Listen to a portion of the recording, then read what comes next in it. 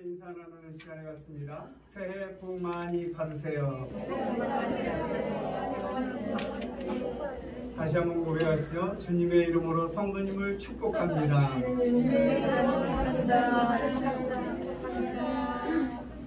참으로 힘겨웠던 2020년도를 보냈습니다. 그리고 새해 2021년도를 우리는 새롭게 맞이했습니다. 그러나 여전히 우리는 불안하고 여전히 우리는 어두운 시간을 보내야만 합니다. 코로나19가 온 세상을 창궐하기 때문에 그렇습니다.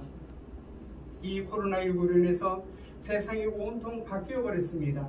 사람과 사람의 만남의 그런 사이도 바뀌었고 서로 만나 대화하는 방법도 바뀌었고 심지어는 예배도 모든 모습들이 바뀌었던 것을 볼 수 있습니다. 좀 더 발전적이고 좀 더 좋은 쪽으로 발전되면 얼마나 좋겠습니까? 하지만 참담하고 어두운 쪽으로 계속 발전하고 있는 것을 볼 때 우리는 참으로 불안하고 그리고 그 불안하고 위축된 삶을 살아갈 수밖에 없는 것입니다. 하지만 여러분, 세상 끝날까지 내가 너희와 항상 함께 하리라는 주님의 말씀을 다시 한번 되새기는 주의 백성들이 되어야겠습니다. 하나님께서는 한 번도 우리 곁을 떠나신 적이 없고 하나님께서는 한 번도 우리를 외면하신 적이 없습니다. 우리가 이 세상을 살면서 변화된 상황 가운데 탄식하고 또한 절망하고 또한 지치고 외로워한다 할지라도 하나님께서는 늘 동행하시며 우리와 함께 하시고 우리를 일으켜 세워주시고 때를 따라 비를 내리시듯 그렇게 은혜를 베풀어 주셨습니다. 그래서 우리가 지금 이 자리에 서서 다시금 하나님의 이름을 부르며 하나님을 찬양하며 송축하고 있는 우리의 모습을 볼 수 있습니다.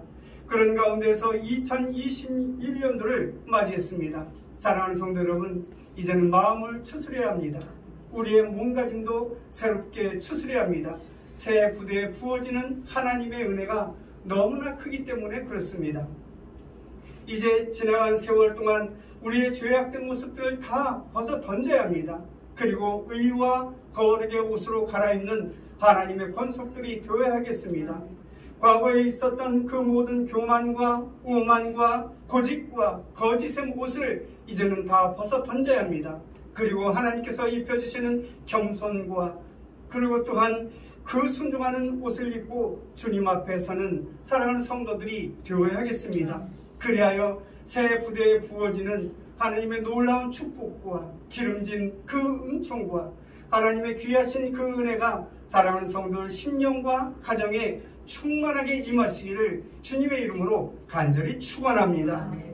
오늘 본문 21절 말씀을 보시면 하나님이 영원전부터 거룩한 선지자들의 입을 통하여 말씀하신 바 만물을 회복하실 때까지는 하늘이 마땅히 그를 받아두리라 라고 말씀하고 있습니다. 회복하실 때까지 이 회복의 말씀을 하고 있는 것을 볼 수 있습니다. 그렇습니다. 우리에게는 지금 회복이 필요합니다. 무엇보다 정신적인 회복이 필요하고 육적인 회복이 필요합니다. 생활의 모든 면의 그러한 모습들이 다 회복이 필요합니다. 이 모든 회복 가운데서 가장 큰 회복이 있어야 될 것은 여러분 예배의 회복입니다. 이 예배의 회복이 있어야만 하나님의 은혜가 우리에게 부어지게 되고 이 예배의 회복이 있어야만 하나님의 그 역사가 우리에게 임하기 때문에 그렇습니다. 회복을 위한 사도 베드로의 설교를 오늘 들어보시기 전에 먼저 여러분 초대교회가 어떠했는지 초대교회의 모습을 한번 살펴보시기 바랍니다. 초대교회에 나타났던 사건들을 살펴보면 세 가지의 단어로 요약할 수 있습니다. 하나는 성령 충만함입니다.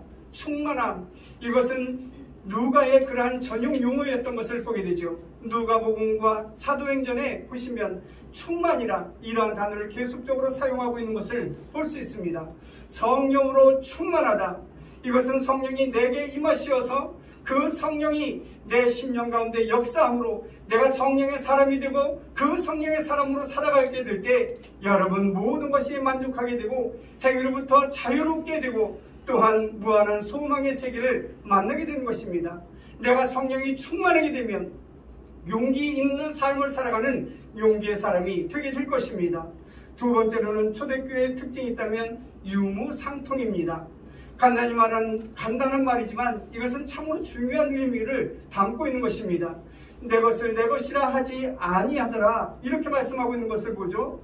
이것을 사회적 충만이라 저는 생각합니다. 이제는 모든 사람들이 욕심을 부리지 않는다는 것이죠.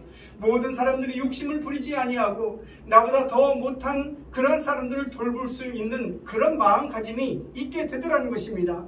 그래서 내 것을 내 것이라 하는 자가 없더라, 성경은 그렇게 기록하고 있는 것을 보게 됩니다. 모든 이기심과 극단적인 이기주의에서 다 벗어났음을 말씀하고 있는 것이죠. 그리고 세 번째로는 오늘 본문 19절에 기록되어져 있는 것 같이 새롭게 되는 그러한 일입니다. 새롭게 되는 날이 올 것입니다. 이것은 마치 우리가 목마를 때 시원한 냉수 그 한 컵을 벌컥벌컥 들여 마셨을 때 시원해지는 것처럼 아주 상쾌하고 유쾌하게 됨을 말씀하고 있는 것입니다. 여러분, 신앙이란 새롭게 되는 것을 의미합니다. 늘 믿음의 사람은 새로워져야 합니다. 신앙생활은 언제나 새로움이 있어야 되는 것입니다. 잘 믿는다는 것이 무엇입니까? 매일매일 새 사람으로 거듭나는 것, 이것이 바로 잘 믿는 그러한 사람입니다. 그리고 이 새로움은 몰입해서 살아갈 때 그 사람을 그리스도인이라, 하나님의 자녀라, 그렇게 칭함을 받게 되는 것입니다. 오늘 본문의 말씀은 베드로의 설교입니다. 베드로가 설교하면서 오늘 본문과 같이 새롭게 되는 날이 하나님으로부터 올 것이다. 그러므로 믿음을 견고하게 세우고 견고한 믿음을 가지라고 말씀하고 있는 것을 볼 수 있습니다. 이것이 바로 생명의 근원이고 이것이 바로 새로움의 뿌리이기 때문에 그렇습니다. 새로움의 근본은 바로 여기에 있습니다. 부활의 신앙입니다. 예수님께서 십자가를 지고 돌아가셨습니다. 그리고 부활하셨습니다. 이 부활의 사건은 엄연한 사실입니다. 그리고 중요한 것은 이 부활의 신앙을 가지는 순간 부활의 생명을 소유하는 하나님의 백성들이 되게 된다는 것입니다. 그런데 보십시오. 이 세상을 보면 엄연한 사실임에도 불구하고 종종 증인이 없고 증거가 없다고 해서 모든 사건들이 묻혀버리는 일들이 얼마나 많습니까? 왜 그렇습니까? 왜 증인이 없고 왜 증거가 없는 것입니까? 사건이 벌어지고 증인이 필요할 때 내가 증인이요, 이렇게 나타난 사람이 없기 때문에 그런 것입니다. 왜 그러냐 하면 그것은 나에게 불이익이 있기 때문에 그렇습니다. 내가 증인으로 됨으로 인해서 내 불이익이 떨어지고 목숨이 위태롭다 할지라도 내가 증인이고 내가 사실대로 고백하겠소, 이렇게 말하는 사람이 없기 때문에 여러분, 이 세상에 수많은 사건들이 묻혀지게 되고 수많은 사건들이 모두 감춰지고 있는 것을 볼 수 있습니다. 이것이 바로 우리의 현실입니다. 여러분, 사실을 사실대로 말하고 증거하는 것, 이것은 진실이죠. 사실을 사실대로 확인하는 것, 이것이 진리입니다. 사실이 사실대로 확증되면 여기에 정의가 있고 여기에 공의가 있게 되는 것입니다. 그런데 우리는 지금 진실도 없고 진리도 없고 정의도 없는 그런 삶을 살아가고 있습니다. 모두가 다 입을 열지 않기 때문에 그렇습니다. 입을 가리고 눈을 가리고 살아가기 때문에 사실이 아닌 것처럼 그렇게 묻혀지는 그 세상 가운데 우리가 살아가고 있는 것입니다. 이렇게 진리가 필요하는데 과연 우리는 어디에 마음을 두고 어디에 정착하며 살아갈 수 있겠습니까? 내가 이해가 안 되든 또한 이해가 되든 안 되든 사실은 사실로 남아있는 것입니다. 내가 그것을 사실이라 말하든 말하지 않든 사실은 사실대로 남아있는 것입니다. 그 사실이 내 마음에 들지 않든 내 마음에 들든 사실은 고스란히 사실로 남아있는 것입니다. 그럼에도 불구하고 우리는 종종 내 이성의 제한, 이 제한으로 인해서 이것은 아니라, 이것은 정말이다, 그렇게 판단하며 살아가고 있는 우리의 모습을 볼 수 있는 것입니다. 그리고 또한 오판의 문제가 있습니다. 내 생각과 내 판단이 빗나가게 되면 이 사건도 모두 빗나가는 것처럼 그렇게 생각하기도 한다는 것입니다. 자기의 집착, 자기의 경험, 이 감옥에서 벗어나지 못하는 경우가 얼마나 많은지 모른다는 것입니다. 이 사실은 내가 한 번도 경험하지 못한 사실이야. 이 사실은 참으로 들은 바도 없고 본 바도 없어. 그러므로 이 사실은 사실이 아니야. 그렇게 판단할 때가 얼마나 많은지 모른다는 것입니다. 그렇다고 해서 여러분, 이 사실이 아닌 것처럼 감춰지는 것이 아니라는 것입니다. 그럼에도 불구하고 우리는 자기의 경험과 자기의 지식에 그 감옥에 갇혀서 수없이 많은 사실을 왜곡하고 수없이 많은 사실들을 감추어 두고 있는 것을 볼 수 있습니다. 그래서 때때로 우리는 사실됨과 진리됨을 왜곡하고 또한 진리됨을 모독하면서 이 세상을 살아갈 때가 있다는 것입니다. 여러분, 사실을 사실대로 말할 때 또한 이 사실이 사건이 되고 또한 사실이 됨을 우리는 기억해야 할 것입니다. 특별히 사랑에 대해서 생각해 볼 때 그렇습니다.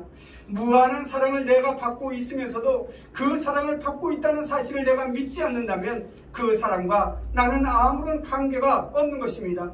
내가 그 사랑에 감격하고 그 사랑에 감사하며 하루하루의 삶을 찬송하며 살아가야 할 그 사랑이 있음에도 불구하고 그 사랑을 내가 믿지 않는다면 그 사랑과 나는 아무런 관계가 없게 된다는 것입니다. 예수님의 부활의 사건, 이것은 엄연한 사실인 것입니다. 그러나 예수님 시대부터 지금에 이르기까지 여러분, 이 사실을 믿는 사람도 있고 안 믿는 사람도 있는 것을 보게 됩니다. 끊임없는 진리가 우리에게 전파되고 끊임없는 사실의 그 역사가 우리에게 증거된다 할지라도 그 사실을 믿는 사람이 있고 안 믿는 사람들이 있다는 것입니다. 예수님의 부활의 사건에 대한 기록이 성경이 자세히 기록되어져 있습니다. 그런데 여러분, 성경을 보시면 그 말씀을 듣고 믿었더라, 이러한 기록보다 그 말씀을 내가 의심하였더라 라는 말씀이 더욱더 많이 기록되어져 있는 것을 볼 수 있습니다. 그러나 우리는 이 엄청난 사건에 직면하게 됩니다. 그래서 믿음을 가지게 되면 그 믿음을 가지게 되는 그 순간 부활의 생명이 내게 임하게 된다는 사실을 우리는 기억해야 할 것입니다.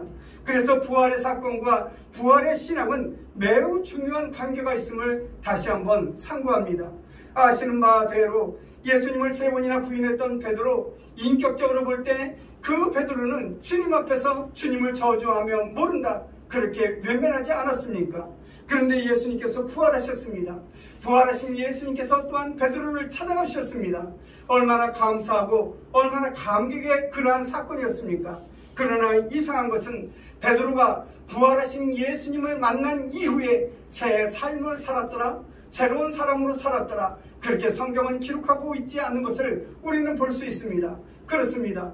베드로가 예수님을 몇 번이나 부인했던 것을 보게 됩니다. 또한 부활하신 예수님을 몇 번이나 만났습니다. 얼마나 엄청난 사건입니까? 부활하신 예수님을 만난 이 베드로, 그는 부활하신 예수님을 만난 이후의 행동이 어땠습니까? 내가 이제 고기를 잡으러 갈릴리로 가겠다, 그렇게 고백하지 않습니까? 그는 옛 직업에 돌아갔던 것을 보게 됩니다. 예수님의 부활의 사건, 이 부활의 사건이 객관적인 사실로 남게 되더라는 것입니다.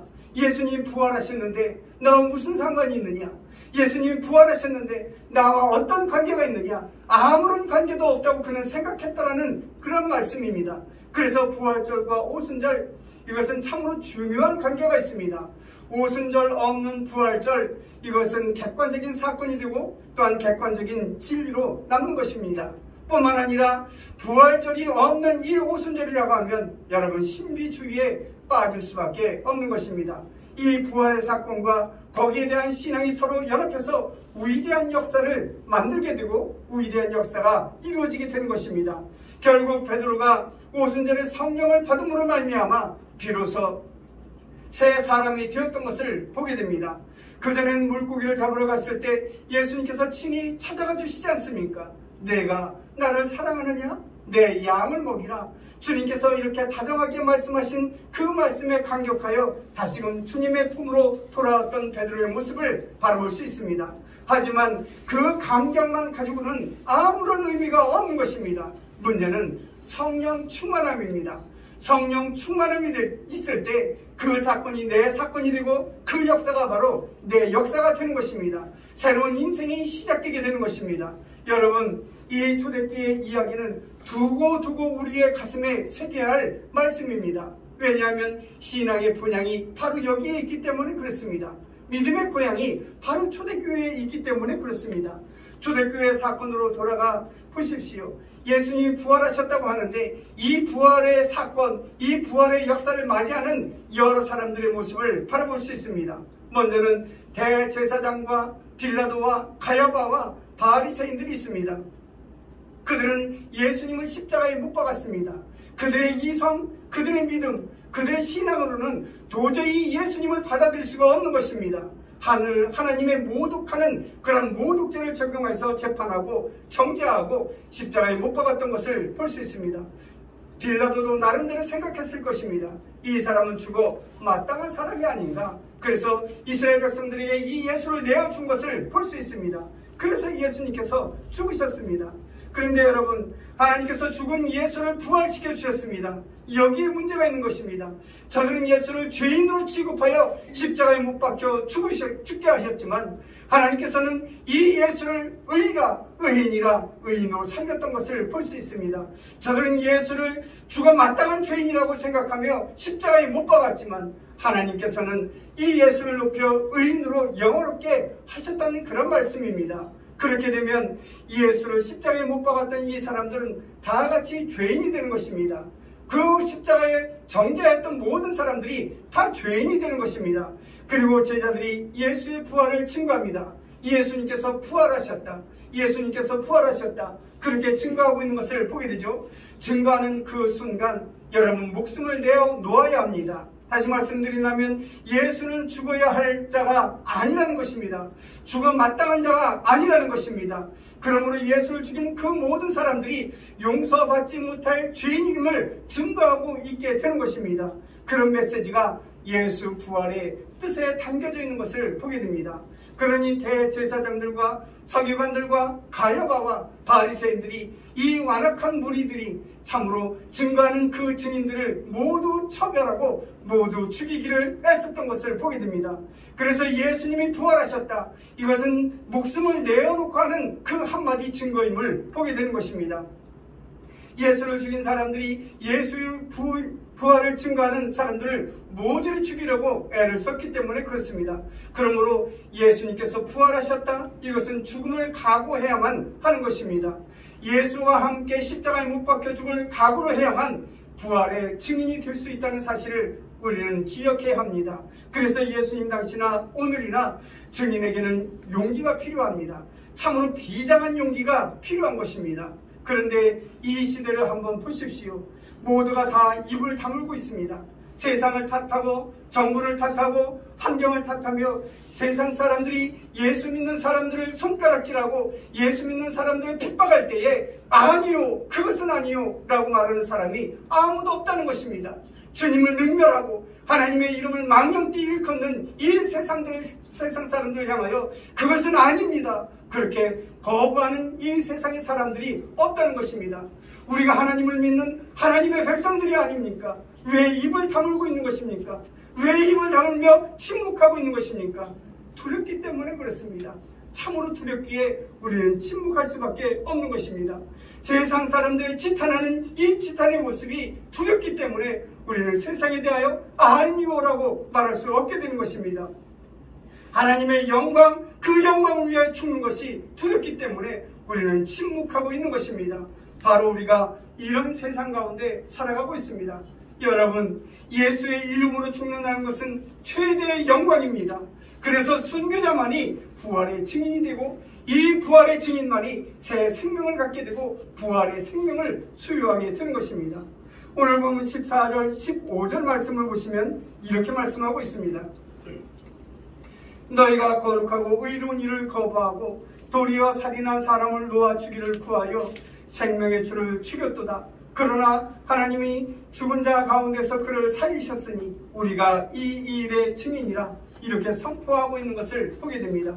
예수님의 부활의 사건에 대하여 내가 증인이요 이렇게 외치고 있는 그런 사도들의 모습을 바라볼 수 있습니다. 얼마나 용기 있는 고백입니까? 얼마나 힘 있는 고백입니까? 이런 확실한 고백을 드리기 위해서는 먼저 여러분 예배가 회복되어져야 합니다. 예배가 회복되지 아니하고는 이런 용기를 소유할 수가 없는 것입니다. 예배가 회복될 때 참으로 믿음이 회복되고 기도가 회복되고 하나님의 말씀 묵상이 회복되는 주 주의 백성들이 될 때 비로소 용기 있는 사람이 되고 부활의 영광에 동참하는 하나님의 권속들이 되게 되는 것입니다. 그러한 열정이 없다면 우리는 이 세상 가운데 침묵하며 살아갈 수밖에 없는 연약한 자로 남을 수밖에 없는 것입니다. 바라옵기는 예인의 모든 성도들이 예배가 회복되는 이 역사에 동참함으로 인하여 이 세상에 살아갈 때 용기 있는 사람으로, 믿음의 사람으로, 어두운 세상 가운데 세상이 감당하지 못할 만한 그런 믿음의 사람으로 우뚝 서는 주의 은혜가 있으시기를 주님의 이름으로 간절히 축원합니다. 그리고 우리에게는 건강의 은총과 치유의 회복이 필요합니다. 오늘 본문의 말씀을 보시면 나면서부터 안진뱅으로 살아가야 할 사람이 기록되어져 있습니다. 그는 불구자이기에 늘 성전 문 앞에서 구걸하며 살아갈 수밖에 없었습니다. 그러던 어느 날 베드로가 그를 일으켜 세웁니다. 6절 말씀을 보시면 베드로가 이르되 은과 금은 내게 없거니와 내가 있는 이것을 내게 주노니 나사렛 예수 그리스도의 이름으로 일어나 걸으라 하고 명합니다. 그랬더니 여러분 7절 8절에 이런 결과가 나타납니다. 오른손을 잡아 일으키니 발과 발목이 곧 힘을 얻고 뛰어서서 걸으며 그들과 함께 성전으로 들어가면서 걷기도 하고 뛰기도 하며 하나님을 찬송하니 라고 기록하고 있습니다. 그렇습니다. 지금 우리에게 필요한 것은 치유의 은혜와 그리고 회복의 은총이 필요합니다. 그것은 우리의 힘이나 우리의 능력으로 되지 아니함을 오늘 본문에서 분명하게 말씀하고 있습니다. 오직 하나님의 주권이고 하나님의 은혜 안에 있는 것입니다.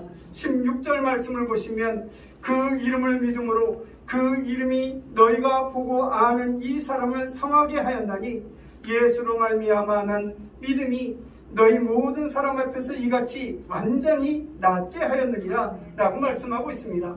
사랑하는 성도 여러분, 안진뱅이였던 이 사람의 심령에는 부활하신 예수 그리스도, 그 예수 그리스도를 믿는 믿음이 있었다는 것입니다. 세상 사람들이 보기에는 그저 앉아있는 불구자요, 그저 앉아있는 안진뱅이요, 그저 앉아있는 그러한 거지로 그렇게 취급하였습니다. 그러나 여러분, 그 심령에 부활의 예수 그리스도, 그 믿음이 그 안에 있었던 것을 보게 됩니다. 그래서 8절 말씀을 보시면 뛰어서서 걸으며 그들과 함께 성전으로 들어가면서 걷기도 하고 뛰기도 하며 하나님을 찬송하니 라고 기록하고 있는 것입니다. 그렇습니다. 하나님은 치료의 하나님이십니다. 그러므로 우리가 주님을 믿는 그 믿음을 보시기에, 주님께서 보시기에 온전한 믿음을 소유하는 하나님의 권속들이 되어야 합니다. 우리의 심령에 온전한 믿음이 있다면 치유의 역사와 회복의 역사가 우리 안에 나타나게 될 것입니다. 이런 치유의 역사와 회복의 역사 2021년도에 맞이할 때에 참으로 이것을 경험하고 이것을 누리며 살아가는 예인의 모든 성도들이 되시기를 주님의 이름으로 간절히 축원합니다. 끝으로 우리는 물질의 회복이 필요합니다. 신명기 28장 1절 말씀을 보시면 내가 내 하나님 여호와의 말씀을 삼가 듣고 라고 기록하고 있습니다. 또한 2절 말씀을 보시면 내가 내 하나님 여호와의 말씀을 청종하면 이라고 말씀하고 있습니다. 하나님의 말씀을 들으라는 것입니다. 하나님의 말씀을 귀담아 들으라는 것입니다. 13절 말씀을 보시면 내가 오늘 내게 명령하는 내 하나님 여호와의 명령을 듣고 지켜 행하며 라고 말씀하고 있습니다. 하나님의 말씀을 들었다면 이제는 그 말씀을 지켜 행하라는 것입니다. 그렇습니다. 하나님께서 내려주시는 축복은 신령한 축복이고 또한 우리가 감당하지 못할 그러한 축복입니다. 이 축복을 받아 누리기 위해서는 먼저 하나님의 말씀을 경청하라고 하나님께서 말씀하고 있는 것입니다. 이런 사람에게 내려주시는 하나님의 축복이 이어서 기록되어져 있습니다. 내가 복되리라, 성읍에서도 복을 받고 들에서도 복을 받고 내 자녀들도 복을 받고 내 토지와 소산이 복을 받고 나가도 복을 받고 들어와도 복을 받고 심지어는 내 집안에 있는 모든 짐승까지 다 복을 받으리라, 이렇게 말씀하고 있습니다. 여러분, 이것은 하나님의 말씀입니다. 하나님의 복을 받는 비결이 바로 여기에 있는 것입니다. 하나님의 말씀을 듣고 하나님의 말씀을 행하는 것입니다. 내가 하는 일이 무엇이냐? 내 직업이 무엇이냐? 여러분 이것을 묻고 따질 필요도 없습니다. 그저 내가 어떤 일을 하든 하나님께서 복을 주시겠다고 말씀하고 있습니다. 내 신앙의 현주소가 무엇이냐? 이 신앙의 현주소도 여러분 물을 필요가 없는 것입니다. 하나님의 말씀을 사모하고 그 말씀을 듣고 그 말씀을 행할 때에 하나님의 기름진 축복이 나에게 부어지는 것입니다. 여러분 환경이 복이 아닙니다. GNP가 올라간다고 해서 우리가 복된 삶을 살아가는 것도 아닙니다. 세상 사람들이 말하는 부유하게 삶은 사람, 이 사람이 복된 것이 아닙니다. 복된 것은 여러분 복된 사람이 먼저 되고 복된 길로 들어설 때에 무엇을 하든 어떤 일을 하든 하나님께서 모든 것을 기름진 복으로 바꿔주신다는 사실을 믿으시기를 소원합니다. 사랑하는 성도 여러분, 우리는 마음을 다하여 2020년도를 맞이할 때 이 마음을 추스리는 주의 백성들이 되어야겠습니다. 다시 한번 새 마음으로 새 몸가짐으로 새로운 신앙과 새로운 믿음으로 주님 앞에서는 하나님의 권속들이 되어야겠습니다. 그렇게 될 때 예배가 회복되고 건강이 회복되고 물질이 회복되는 역사가 나타나게 될 것입니다. 2021년도 참으로 예배가 회복되고 건강이 회복되고 물질이 회복되는 역사가 있음으로 말미암아 이 한 해 2021년도 하나님의 축복을 받아 누려노라, 하나님의 축복이 너무나 크다 고백하는 예인의 모든 성도들의 고백이 되시기를 주님의 이름으로 간절히 축원합니다. 기도하십니다.